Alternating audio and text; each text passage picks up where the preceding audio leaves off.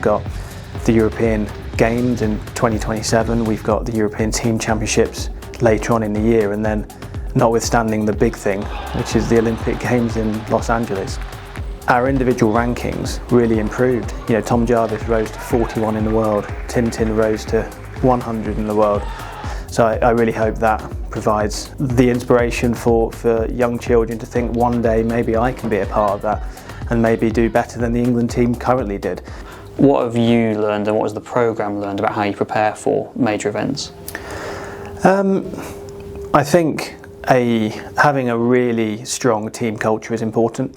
And one of the things that having 5 in a team and the less experienced athletes brought to the team was they were a real helping hand as well. They were doing everything for the team, whether that be setting up the practice venue before, ensuring that the players have their water bottles, ensuring that the balls are being picked up, ensuring that, what the leaders of the team need, they had. And I think that whole team cohesion, that culture, that sense of everyone's in it together, the belonging, and very clearly that no matter if you're number 1 in the team or number 5 in the team, you're all equal in the results that the team end up achieving. So, and I really think that Joseph and Alyssa felt that, and that for me was the biggest learning, that although we take players who don't play, they add so much value to the team.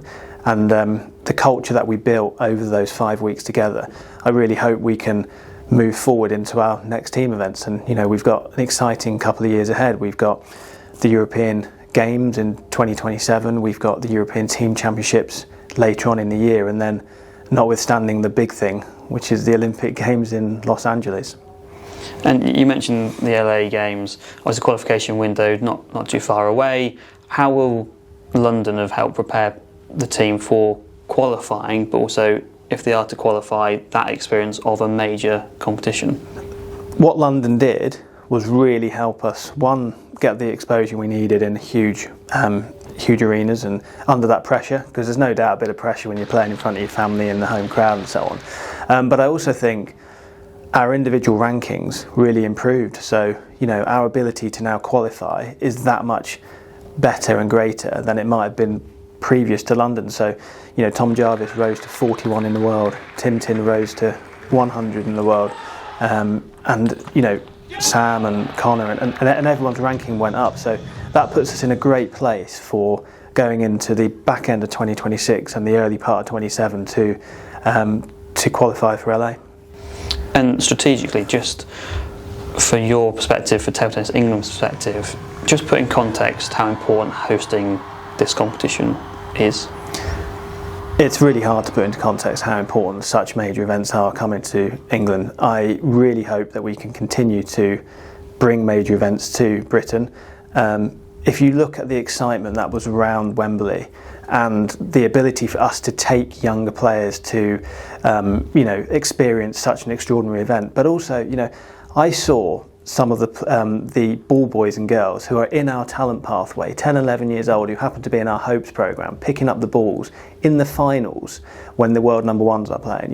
You can't buy that experience, you can't even imagine that experience for a 10 or 11-year-old. So, from everything, the crowds, the eyeballs on the sport, the sports presentation, the young players who are in our England squads right now, picking up the balls, being volunteers, the extraordinary volunteers that worked so diligently for so many days in a row.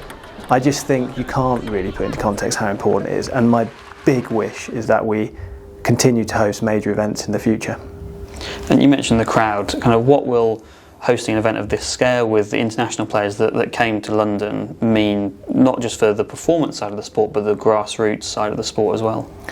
I think, if you went to the World Championships and you weren't inspired, I'd be thinking why. It was an incredible spectacle. Sports presentation was great. The crowd were phenomenal, particularly on those finals days. Absolutely packed out, hugely loud in the arena. So I really hope that provides the inspiration for young children to think one day maybe I can be a part of that and maybe do better than the England team currently did.